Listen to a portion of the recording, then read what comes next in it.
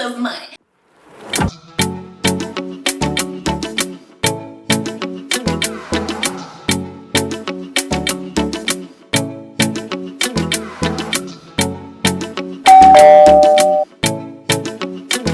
All right, y'all. So back in high school, there was a guy. He didn't go to my school. He was a couple years older than me.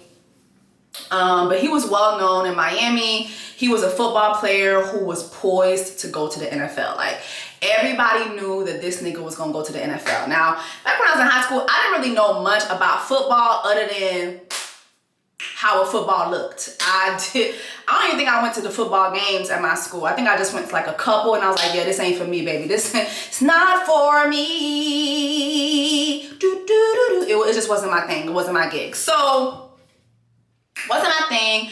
But there was this one particular football player that was in Miami that everybody was feeling. And I would hear about him. I had never heard about him. I would hear about him, but I hadn't seen him yet. So there was like a choir event that I went to, and I was singing in a choir, and there was like a citywide competition, and he just so happened to be there, and all the girls was going crazy. Have y'all seen such and such? We'll call him Mr. Football. Have y'all seen Mr. Football? Have y'all seen Mr. Football? And the reason, let me back up a little bit. I am friends with everybody involved in this story to this day. So I know they're gonna see this video, bitch, and it's...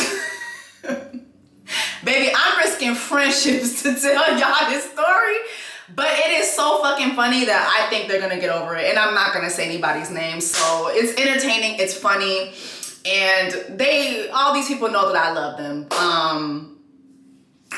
I hope they know that I love them. But back to Black Swindler's money. So this dude is at this competition. The girls are going crazy. Have y'all seen Mr. Football? Have y'all seen Mr. Football? And I'm just like, I'm the only person who hasn't seen what he looks like. Bitch, he pops up. And I know I say this all the time, y'all, but this man was fine. Like, this man was so damn fine. Like, I can't even put into words. Like, and he was so fine to the point where, like, even like, before he went to the league, he was like modeling. Like, this was a man who was good on the field and good, behind the lens, or good in front of the lens as a model. Like, he was fun. I was like, damn. But, back then, I didn't really think that someone like that would even look twice at me. High school was a time where I really, really struggled with my appearance. And I still struggle with my appearance to this day, to be honest, because online is a very mean place. And I've seen people say so many things about the way I look. And then I'm a wild now, and people make fun of the way I look there too. So it's like, even though that's like part of the job, but I do have like insecurities about some of my features, my skin, and I think that in high school, it just was it was a dark time for me. I did not find myself pretty at all. I thought I was pretty until I got to high school, and I was told I was ugly repeatedly. And I was told I looked like a gremlin. I was told I looked like something from out of Whoville. So like, even now, like at work, when people say, oh, you look like something out of Whoville, I've been hearing that shit since, you know what I mean? Like, I've been hearing that shit since forever. But anyway, back to this guy. So there he is, fine as hell. And he can sing. I'm talking about,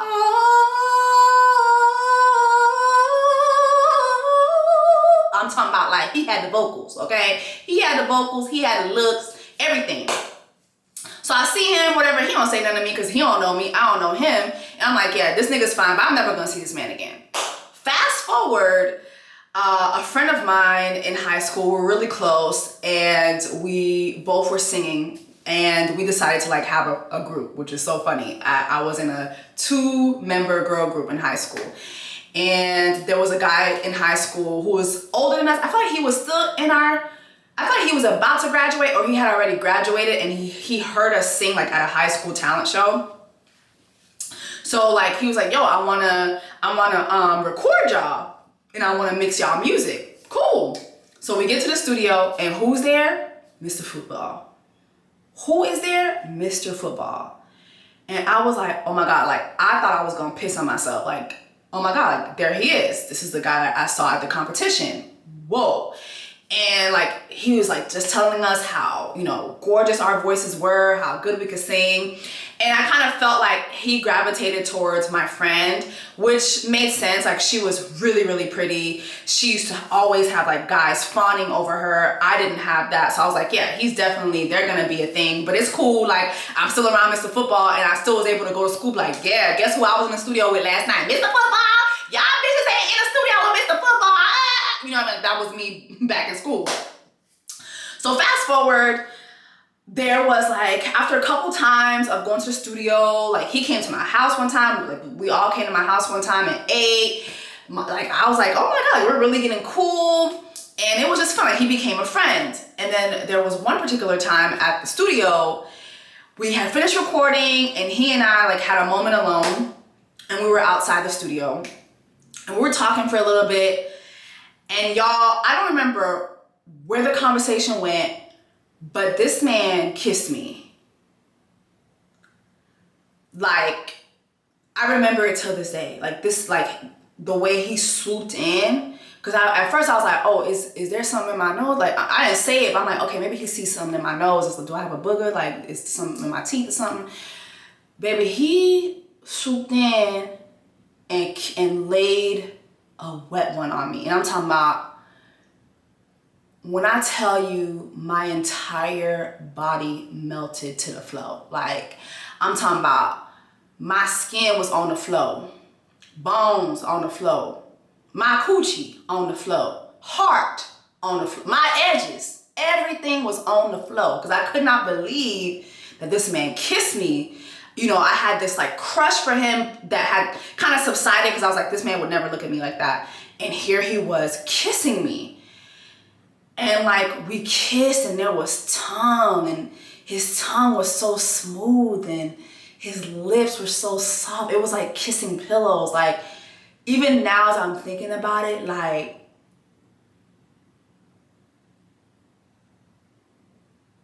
I don't think I've ever had a kiss like that in my life. Like, other than my first kiss, which was when I was in 6th grade. But my God, I could not believe I was kissing this man. And when I tell you, I kissed him with my whole heart. I was like, I'm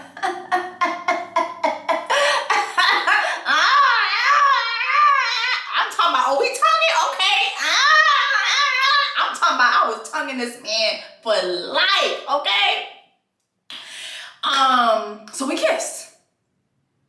That was it. Like, nothing was said afterwards. We just all got in the car, we left. And so yeah, we hung out a couple more times at the studio. It didn't happen again. And then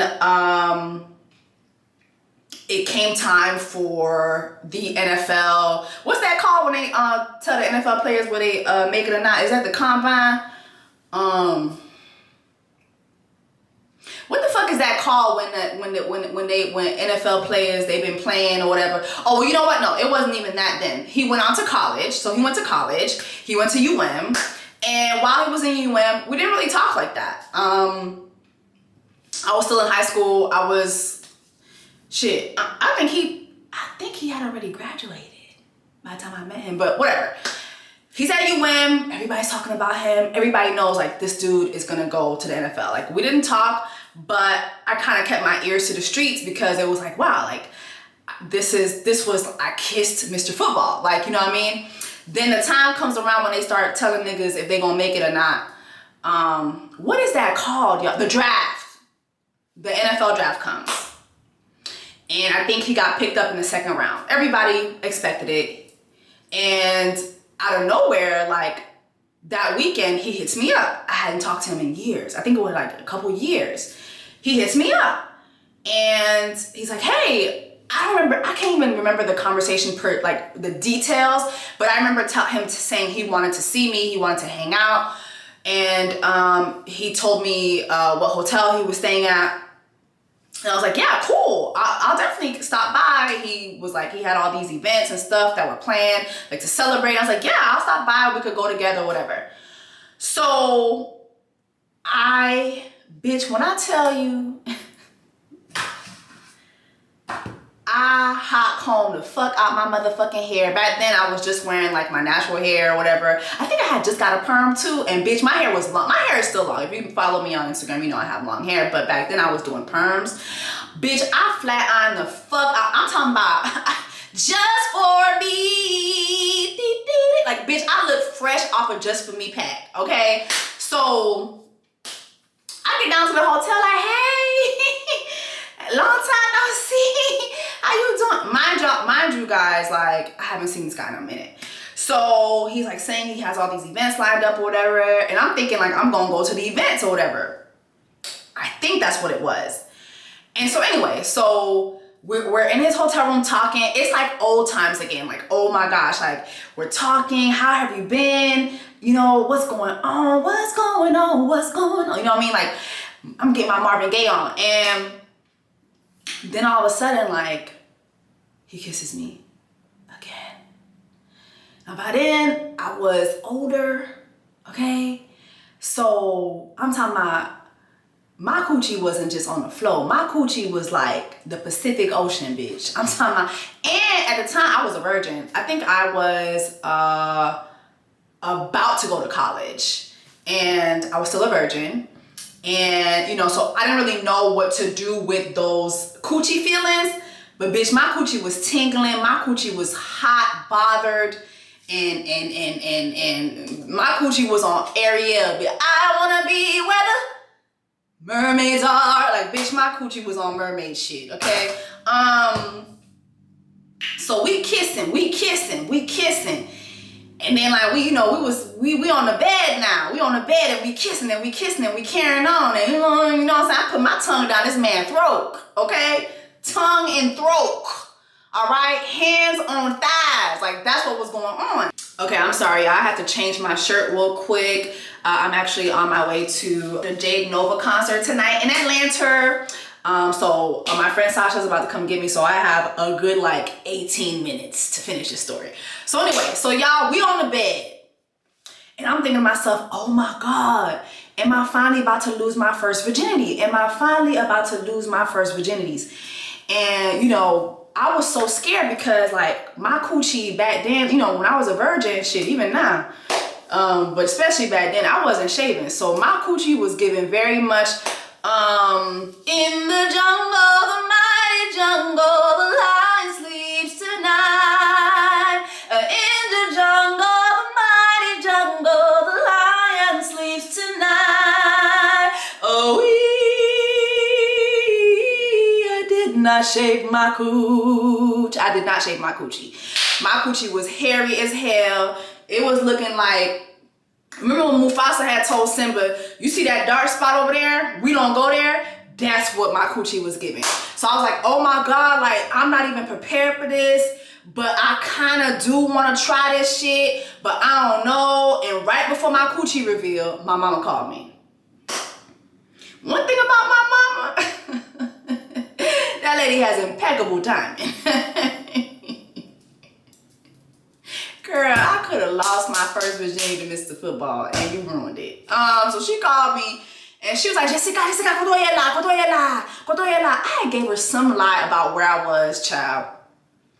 Kotoyela. Where are you? Come home. I'm like, fuck. Well, so I had to leave and you know, he got drafted second round. And he went on to have a really, really good career. I think he was in the NFL for a good 7 years. He became a Super Bowl winner, and through all those years, we were never in contact. I never spoke to him, you know. And I feel like from time to time, like I would think about him from time to time, but you know, I moved on. Like I went to college, I got a job, you know, all these things. You know, I'm living my life. But from time to time, like if he came up or, you know, if his team was playing the Dolphins and like, you know, there would be some times when I would wonder like how this person was doing. But then also like I was following him on Instagram and social media. So I could see like he had moved on, he had a child.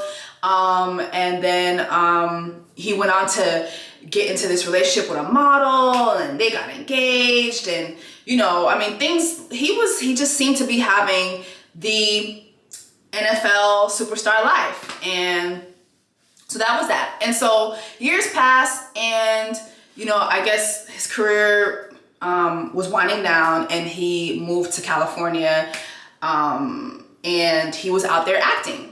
And so around that time, we got back in contact. He reached out to me. I think he was like in Miami for the holidays one year, and he reached out to me, and I went to go hang out with him. And again, it was like, wow, oops, those old feelings, like on my part. But yeah, we hung out, everything was cool. Then we started talking to each other a lot. And I was like, okay, maybe he likes me. But one thing about me, I never am sure about a guy liking me. I've had friends tell me like, Jess, you can't tell that such and such likes you. And I'm like, well, they didn't say it. So if you don't say it to me, I don't assume that you like me. It's like, you have to tell me. So for me, I know on my end that I liked him. But he kind of made it clear to me that he didn't like me because he suggested that I go on a date with his friend. So his friend at the time was back and forth between Miami and LA. He had told me his friend was an actor, just like he was. And I was like, okay. I kind of felt a way about that. Like, okay, damn. Way to tell me you ain't interested. Shit. Okay then, well, he made his stance pretty clear. Bitch, I ain't interested. But you can holler at my friend though. So okay, I was like, okay. So he sent me his friend. His friend was good looking, Haitian dude, good looking. He had a nice body. On his page, he was showing off his body. I was like, okay, Mr. Checkerboard Chest. Okay. Things was looking good. So his friend was back and forth between LA and Miami, and I guess like one weekend where he was in Miami, we went on a date. And I don't even remember the date. I just remember we did stay in contact afterwards. So the date must have been cool at the very least. And we talked, and I was supposed to go out there and meet up with him in LA. At the time, he actually was staying with Mr. Football. So I felt awkward about that. I was like, dang, I don't know how I feel about going to visit him in LA. And at the time, like I wasn't making much money. I was working in ministry. I was working 6 days a week. And I was making $27,000 a year. So I could barely afford a flight, and I wasn't about to be looking for no damn hotel. So I was gonna be staying with this guy. And I was okay with staying with him because Mr. Football they were both living together. So I was like, okay, I know Mr. Football. We've known each other throughout the years. But I don't know, just my gut was like, don't do it. So I didn't do it. And so we kind of lost touch. Fast forward a couple years ago, I was in LA, and it was my birthday, and I just was reaching out to friends that I knew were in LA, and I was like, oh, I want to have a birthday brunch. We all get together, meet up, those of you guys who don't know each other, make friends, and I don't know why, but I reached out to, we'll call him Mr. Miami. So I reached out to Mr. Miami. He was like in LA at the time. So I was like, yeah, what are you doing on such and such date? I'm celebrating my birthday. Why don't you come to brunch? He was like, yeah, sure. So we get to the brunch. And it was at Harriet's. And those of you guys who are in LA are familiar with, if you do go to brunch often, I'm pretty sure you've come across Harriet's before. Harriet's is dope. It's a rooftop, dope food. It's not too expensive. It's a dope vibe. So I'm like, okay. So I get there, and before I could even get upstairs, he's in the lobby waiting on me. He's like, yo, thank you for inviting me. He's like, everything's on me. Everything's on me. I'm buying everybody's food. I'm getting everybody's bottles. I'm getting us bottles. I'm dropping the coin. I'm paying for everybody. I'm like, okay.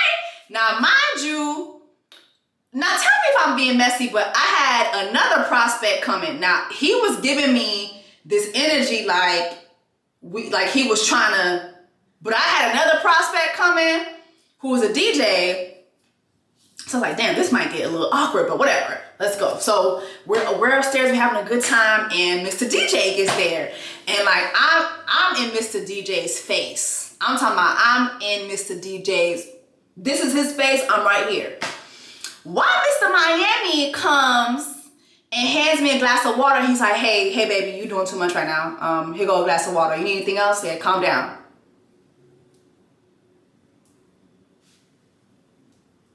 Not in front of my prospect. But then also, I was looking to see if the prospect was gonna say nothing, and he ain't say nothing. So I was like,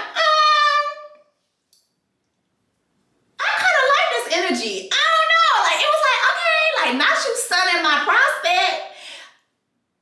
Let me know if I'm wrong for feeling that. I was like, okay, I'm kind of feeling this energy. Okay, cool.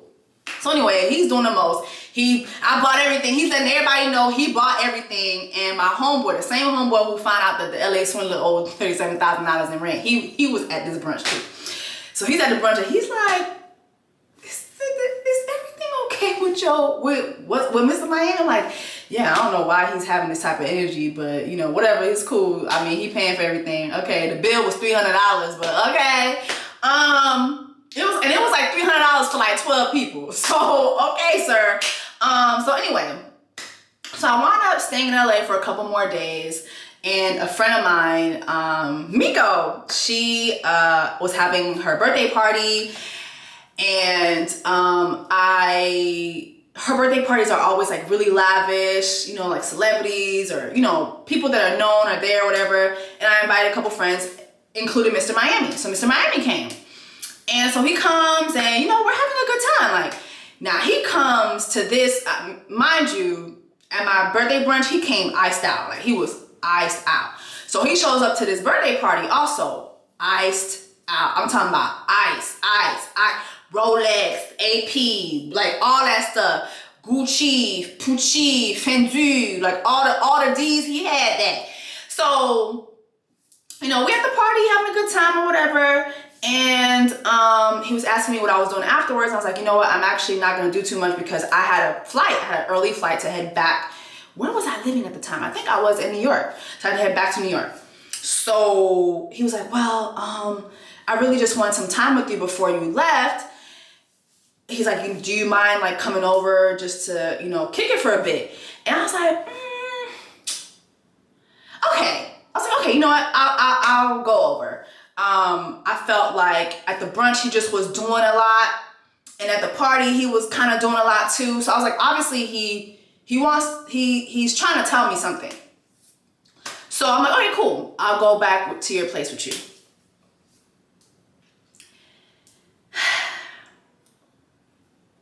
So, you know, on the way to his place, I started asking like, yeah, so, you know, you was spending all this money at the brunch, you know, like what do you do? Like, what do you do these days? And he's like, you know, I'm an investment. I'm an investor. You know, he's like, I could actually teach you how to invest. You know, he was telling me about investments. Like, it was going one ear out the other, y'all. I really don't understand that shit. And I just really feel like everybody doesn't know how to explain it right. But the gist of it was he was an investor and he was spending he was making a lot of money. And he told me that he'd be able to retire within like 2 years. And I was like, oh shit, okay, cool. Like, I definitely want to like know more about that because the bitch trying to retire too. So y'all, we on the way to his place.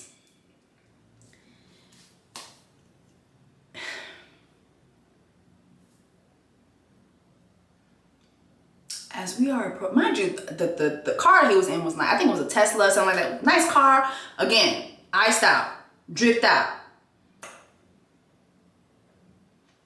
As we approach the community where he lives, it's giving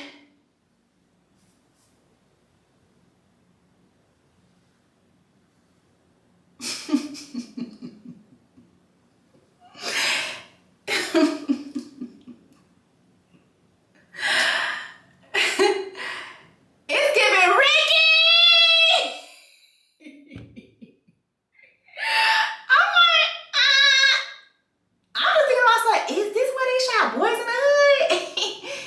Is this what's your name videos like it was giving very much NWA. It was giving, oh my God, do I need a bulletproof vest? Like, what is going on? Come on, maybe we passing through the neighborhood. This ain't this nigga neighborhood. So it's the neighborhood. So now we pulling up to where he stayed. Bitch, the building was giving House of Terror. Like, honestly, it was giving like, you know, like back in the 90s, like you go to like an apartment building in Brooklyn and you get to the elevator and there's piss in the fucking elevator. Like, that's what it was giving. I'm like, wait a fucking minute. What's going on? You know, and I'm just holding all these emotions to myself because I'm like, maybe you know what? He's being smart. He being smart. A lot of people do this. They stay in the hood or they stay in places where, you know, that haven't been gentrified yet. It's cheaper to stay there, you know, but you get you a crib, you renovate, you know what I'm saying? And you kind of save your money like that. Cool. Bitch, we get in the motherfucking apartment.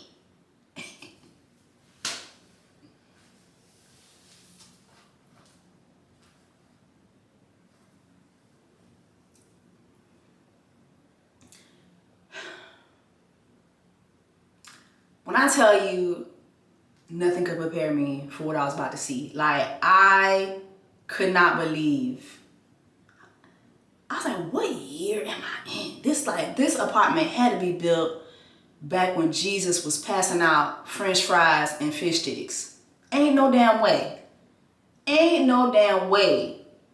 This was built recently. Carpet was dingy and had a smell to it. Not a white refrigerator. A white refrigerator. The ghetto. I was like, okay, you know what? Let me go use the bathroom. I go into the bathroom.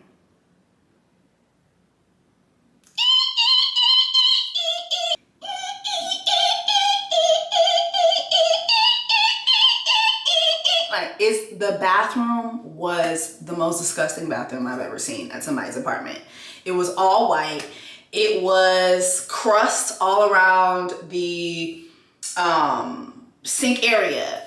You know, there was no soap at the sink. There was no decoration. It just was white. A white bathroom, white shower, white everything. So you could see every bit of crust. Like, this man did not even think to just, like, you can't invite people over your house and not clean up your apartment like that, especially your bathroom, you know what I mean? Like, it just was disgusting. And he didn't close the shower curtain, so I saw everything, like every piece of you know, ground beef meat looking hair that was in the tub. I saw it. It just was disgusting. Crust everywhere, stains everywhere. I just was so disgusted. And I'm just thinking to myself, now how the hell are you wearing a Rolex and you're living like this? Like, something's not adding up. Something is not adding up. But you know what? I didn't even give a fuck to ask any more questions. We talked for a little bit and I ended up leaving. I had an early flight in the morning. So fast forward, he and I, you know, we keep in contact because listen, I might not be interested in Mr. Krusty bathroom, but you know, we're cool. So one day he called me and out of nowhere, like he just calls me and he's like, you know what? I think that you and I should have a baby together. Like, let's have a baby, you know, let's just start a family. I want to put a baby in you. But that was the first thing he said to me. I want to put a baby in you. And I was just like,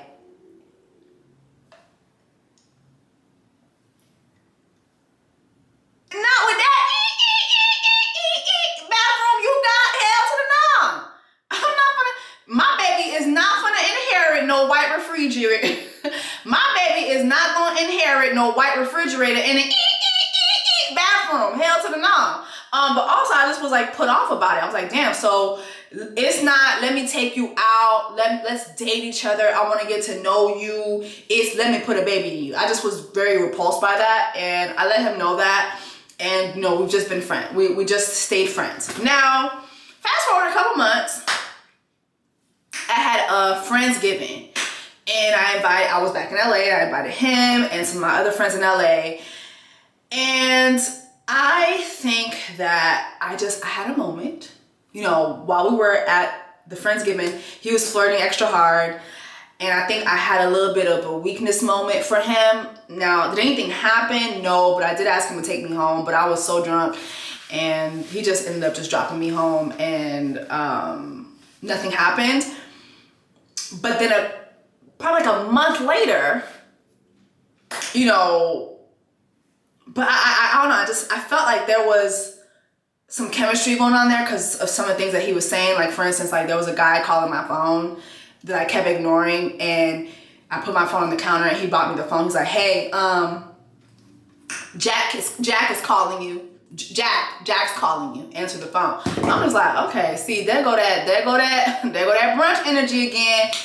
And I just was, I don't know, I think I was just dangerously horny at that moment. Cause like, honestly guys, I really don't get a lot of sex. That's a whole other video, but I really just don't get sex. I don't know what the fuck is going on, bitch. It be cobwebs in this coochie. So I felt like I kind of wanted to give him some, but not at his place. I was gonna give him some at my place that I was staying at. But anyway, so that didn't happen. So a couple months later, a friend of mine that was there at the Friendsgiving and at the brunch, she comes over, she's in town, and we go out to eat or whatever, and she's like, you know, I have something to tell you. And I was like, what? And she's like, I didn't know how to tell you, but me and Mr. Miami, we've been like doing our thing. And I'm like, what do you mean y'all been doing y'all thing? You know, mind you, again, this is somebody who was just asking me to put a baby in me. Now you doing your thing with my friend. And, you know, they was doing their thing. And I kind of felt a way about that. I didn't say anything to her, but I just felt like, damn, why are you doing that behind my back? Why not just tell me? I don't know. Maybe I'm wrong for feeling this way. But I just felt like, damn, like, why she ain't just tell me? Like, if y'all gonna, you know, do y'all thing, we all adults here, and I introduce you to the person, but maybe I'm not, you know, entitled to knowing that information. But I did feel a way about it because I did feel like, around that time, I kind of was thinking about, okay, like, if this man really did conduct himself correctly, like, you know, could there be something? I was considering that. But then now I found out that he was, you know, doing his thing with my friend. So he and I just so happened to talk, and I asked him about it, and he was like, oh, it's nothing serious. You know, I didn't say anything because it's nothing serious. You know, we was just doing our thing. But when I had a conversation with her, how she described it was a thing, like a thing. Do y'all get what I'm saying? Like, it was a thing. To him, it was, girl, we just doing our thing. You know what I mean? So it wasn't that serious. But anyway, I didn't tell her what he told me. But she brings him up again. And I'm like, I don't know why, but the apartment came to my mind again. And I didn't say anything to her about me having been in his apartment because I didn't want her to think that there was anything going on between he and I. I don't know why.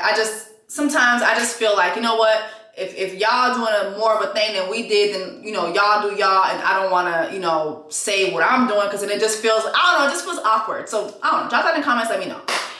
But I did ask him, I did want to ask her when she brought him up again. I was like, so, did he ever tell you, like, what he does?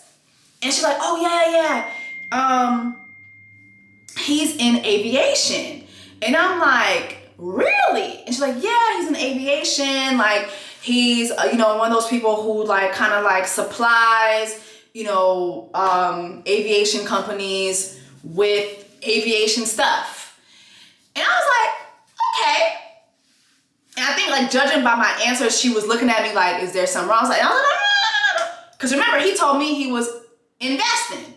But you know, the apartment, the neighborhood, it wasn't giving investment. The bathroom, it wasn't giving investment. And now she tells me about this aviation stuff, and I'm like, well, still, like, that don't really add up for me to how this man is portraying himself to be. Mind you, like, this is somebody who not only he's always dripped out, but he's always out of the country. He has a whole bunch of celebrity friends, like athletes, actors, like he's always in those circles, but like I just cannot pinpoint what he does. And so it's so funny because when I was telling my LA swindler story, a friend from Miami told me, she brought up Mr. Miami, and she was like, girl, what the fuck does he do? And I was like, bitch, that's my next video. That is my next motherfucking swindler video, because we do not know what this man does, but he's always like living a life of luxury outside of that apartment. Always traveling everywhere. To one person, he's an investor. To another person, he's in aviation. To another person, I heard he is like in Hollywood. He's doing things in Hollywood. So it's kind of giving. Lord, I know this man gonna see this video and call me. But maybe he'll tell me what he does then. Cause people, what do you do, Tommy? You ain't got no job, Tommy. Like, what do you do? It's really giving like, Tommy, where do you work? Like, and so I don't really have, years later after this, like, I asked a couple of like our mutuals, nobody knows what he does. And so I'm just like, okay, to y'all who's watching, does this sound like this person is a swindler? Now, I haven't heard anybody say, I feel like if he, you know, swindling is such a broad thing. There's so many ways to swindle, right? So at least from what I know, he's not swindling women, which is a great thing. Like, I think that, thank God he's not out here like the LA swindler and, you know, telling people that he hungry, please feed me. Telling people he's homeless, please feed me. Telling people he's depressed, he about to kill himself. I'm about to kill him. Please feed me, please send me money. Like, he's not doing that. However, I don't know what this man does. I don't know what this man does. But he's everywhere. Based on all the things that I've said, what do you guys think? Do you guys think it's giving swindler?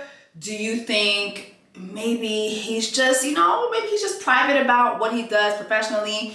I mean, he really seems to be a good guy, and he is around a lot of people that I know, like literally, like he's around a lot of industry folks that I know. So maybe he's just discreet about what he does. I don't know, maybe I'm not entitled to knowing because I'm not his girl, you know what I mean? But also I kind of do feel like swindling is a thing, and I do get a little weary when I don't know what somebody does, especially if I'm always around that person and I don't know what you do. What if something comes up and, you know, my name is tied to that because I'm always around you, you know what I mean? So I don't know. Anyway, drop them in comments. Let me know if you guys think that this guy, Mr. Miami, is a swindler or not. Also, y'all, I want to tell some of y'all swindler stories. If you have a swindler story, don't be afraid to DM me. I've gotten so many DMs. I'm just looking for a really, really good one. So DM me your stories on Instagram. You know, I'm filming while I'm not right now, so we do get some downtime in between filming sometimes. So when I'm backstage, like I read my DM sometimes. So come my DM on Instagram and tell me your swindler story. Anyway, y'all, like, share, subscribe. Also, this is a new wig that I'm testing out from Cheveux Joyeux, which I'm about to relaunch. And you know what? We're gonna call this Miss Miami. So let me know. I actually might just put this up this week. So let me know if you guys are interested. I might really just put it up and let you guys start buying again. All right, y'all. I'm off to the Jada Nova concert, and we'll talk in the next video. Ciao.